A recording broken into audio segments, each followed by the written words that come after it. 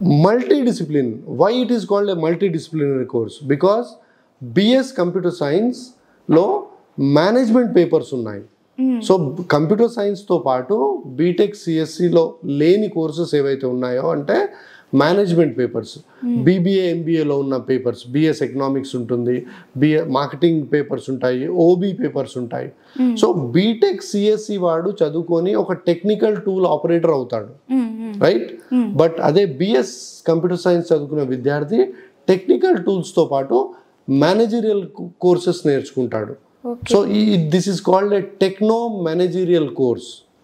ఎలా అయితే inter disciplinary with in the computers అన్ని సబ్జెక్ట్స్ ఉంటాయి, మల్టీ డిసిప్లినరీ కంప్యూటర్స్తో పాటు మేనేజ్మెంట్ పేపర్ చేస్తున్నాడు, అందుకే దీన్ని టెక్నో మేనేజరియల్ కోర్స్ అంటారు. So that is the reason it is more preferred by the corporate companies than a BTech CSC. BTech CSC వాడికి only computer operator, technical operator, front end role వస్తుంది.